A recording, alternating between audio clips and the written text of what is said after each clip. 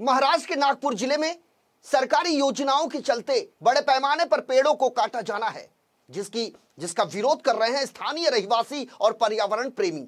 आपको बता दें कि अजनी में मॉडल स्टेशन बनाया जाना है, जिसके लिए 5000 की संख्या में पेड़ों की कटाई की जानी है, जिसकी अभी से इसका विरोध होने लगा है। स्थिति का जायजा लिया हमारे नागपुर के संवाददाता पारस बैसवारे ने। नागपुर के अजनी परिसर में इंटर मॉडल स्टेशन के निर्माण कार्य के लिए 5000 पेड़ों को जो है वो काटा जाएगा। इस वक्त हम मौजूद हैं नागपुर के अजनी परिसर में। आप तस्वीरों में देख सकते हैं कि जिन जिन पेड़ों को प्रशासन द्वारा जो काटा जाएगा उस पर प्रशासन ने एक सूचना फलक लगा के रखा है। आपको बता दें, जब कुदरत ने इंसान के अस्तित्व को रखने वाली हर चीज़ इस धरती पर मुहैया करवाई है, उन्हीं में से जो सबसे ज़्यादा आवश्यक चीज़ कहलाती है वो है ऑक्सीजन, जिसका ये स्रोत हमें दिखाई देते हैं। हरे भरे जो पेड़ पौधे हैं, इन पेड़ पौधों का एक एक जो पत्ता है वो ऑक्सीजन की फैक्ट्री कहलाता है। वही विज्ञान का भी इस मामले में यही कहना है। और इंसान और कुदरत से मुफ्त में मिलने वाली यह ऑक्सीजन इंसान बचपन से लेकर बुढ़ापे तक कैसा लेता है, इसका एहसास तो हमें इस कोरोना के दौर में हो रहा है। जब हमें पैसा देकर भी ऑक्सीजन नहीं मिल पा रही थी, देश में ऑक्सीजन के लिए हाहाकार मचा हुआ था, तमाम सरकारी मिशनरी फेल हो चुकी थी, लाखों लोग अपनी जान गंवा बैठे थे। इसके बावजूद अगर इंसान ऑक्सीजन की वैल्यू को ना समझे और विकास के नाम पर ऐसे पेड़ों को काटने में आमादा हो जाए जिनकी उम्र लगभग 50 से 60 वर्ष तक बताई जाती है, तो फिर ऐसे विकास का क्या कहना। इस मामले को लेकर हमने मराठी विज्ञान परिषद के कुछ लोगों से बात की और जानने की कोशिश की कि इन पेड़ों को काटना कितना सही और कितना गलत है। क्या कहना चाहोगे सर? झाड़ों को ऑक्सीजन की फैक्ट्रियां माना जाता है। हमने देखा है कोरोना काल में ऑक्सीजन के लिए पूरे देश में हाहाकार मचा हुआ था। ऐसे में इंटर मॉडल स्टेशन के निर्माण के लिए पेड़ों की जो कटाई है वो की जाने वाली है। क्या कहना चाहोगे, क्या लगता है? मुझे ऐसा लगता है कि विकास होना चाहिए लेकिन विनाश नहीं होना चाहिए। अभी विकास के साथ में पैरेलल में विनाश यदि होता है तो विनाश ये लोगों को जिंदा रखने की, जो आपने बताया कि ऑक्सीजन की फैक्ट्री है, पेड़ काटना, ये बहुत गलत है। यदि आपको रेलवे बहुत एक्सपांशन करना है, इंटर मॉडल रेलवे पर क्या करना है, हब करना है, जो कुछ भी करना है, जैसा मिहान में बहुत सारा काम किया, जगह खाली पड़ी है, तो वहाँ जाना चाहिए, ना कि रेलवे की जगह देखे, क्योंकि ये सिटी का हृदय है। रेलवे यदि बाजू में है तो सिटी का हृदय है, तो हृदय यदि बंद होता है तो पूरा पर्यावरण तो नष्ट ही होगा, लेकिन जान माल की जो हानि होगी, लोगों का जीवन असुरक्षित होगा, इसका जिम्मेदार कौन है? ये प्रोजेक्ट के लिए हमारा विरोध है। हमारी मराठी विज्ञान परिषद तो साइंटिफिक लेवल पे काम करती है, एनवायरनमेंट में काम करती है, रेन वाटर हार्वेस्टिंग में काम करती है और पूरा वाटर कंजर्वेशन में काम करती है। ये पूरे पेड़ कट जाएगा तो वाटर कंजर्वेशन कहाँ से होगा? ये सभी बातें, सब इशू ध्यान में रख के जो कुछ भी निर्माण होने वाला है उसको लिमिटेड तरीके से करना चाहिए, ताकि जान माल की हानि न हो, ऑक्सीजन फैक्ट्री का नष्ट नहीं होना चाहिए। यह हमारा है।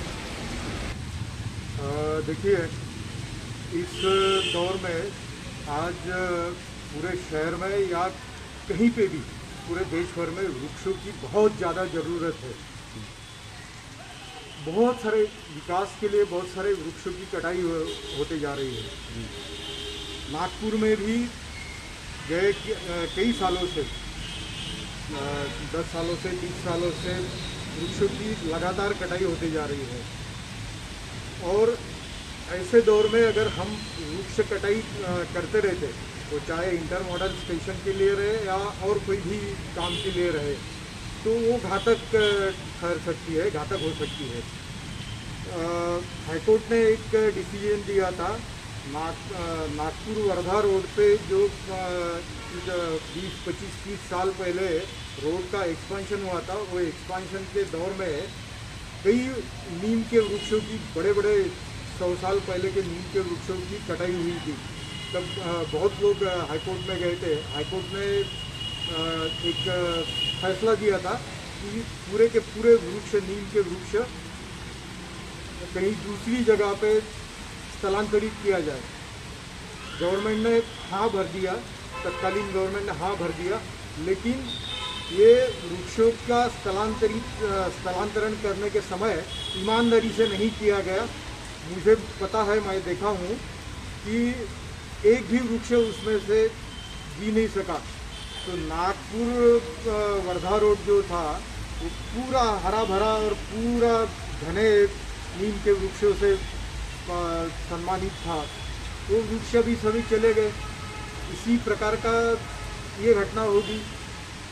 सब वृक्ष अगर निकाल दिए तो आज नागपुर की स्थिति ऐसी है कि Nagpur is one of the greenest city in the country.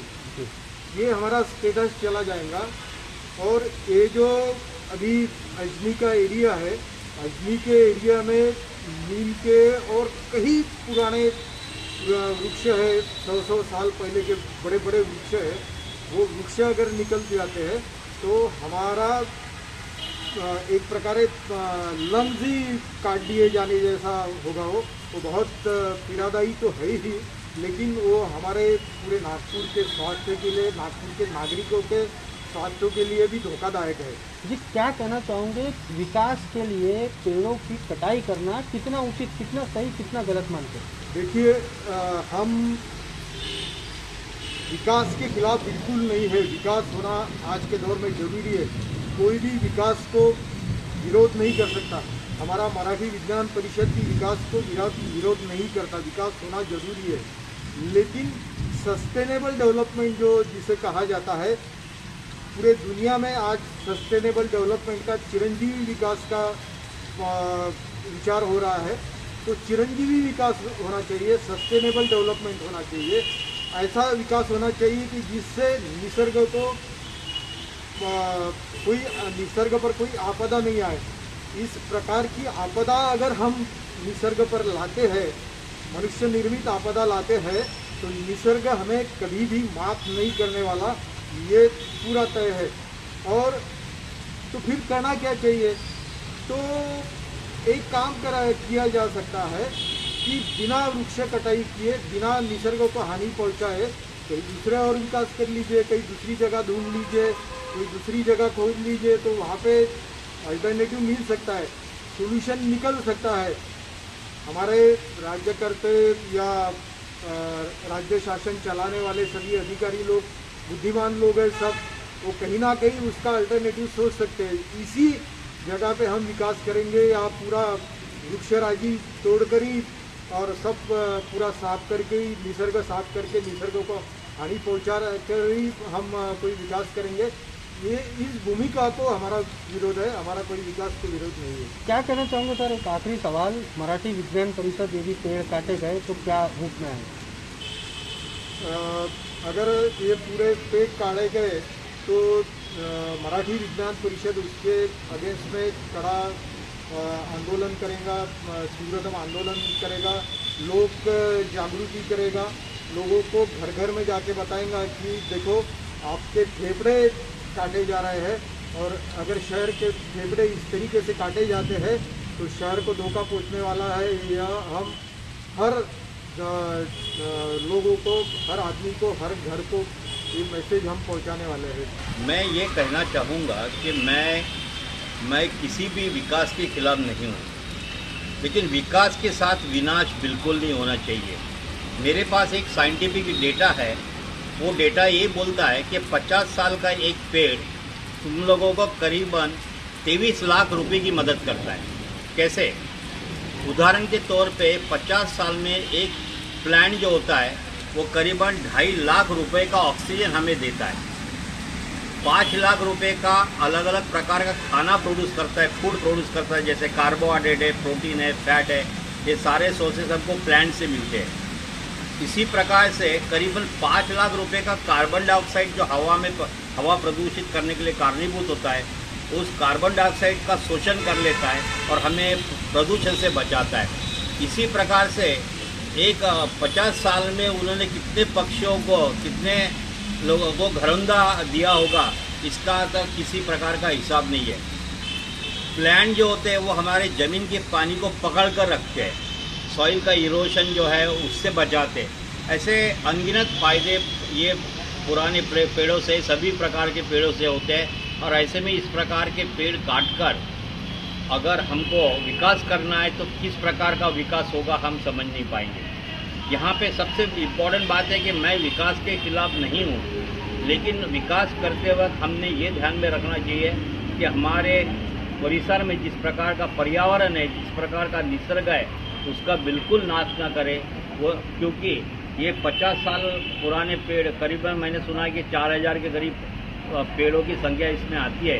ये 4000 पेड़ अगर हम काटेंगे तो इनको बड़ा करने के लिए 50 से 100 साल और लग जाएंगे और हमको हमारी आगे की पीढ़ियाँ बिल्कुल माफ़ नहीं करेंगी। इसलिए मैं आज के इसके द्वारा यही संदेश देना चाहूँगा कि आप विकास जरूर कीजिए, लेकिन हमारे निसर्ग का सत्यानाश रोकिए। कोरोना की दूसरी लहर में हमने अस्पतालों से मिलने वाली ऑक्सीजन का तांडव तो हम सब ने देखा है। यदि हमने इन सब से भी कुछ न सीखा और कुदरत की दी हुई ऑक्सीजन की फैक्ट्री यानी इन पेड़ों को यदि हम विकास के नाम पर काटने में आमदा हो जाए तो फिर कोरोना और ग्लोबल वार्मिंग के इस दौर में वो दिन दूर नहीं कि हम और हमारी आने वाली पीढ़ियां विकास के नाम पर किए गए कार्यों का विनाश देखेंगी। वीडियो जर्नलिस्ट आयुष बैसवारे के साथ पारस बैसवारे।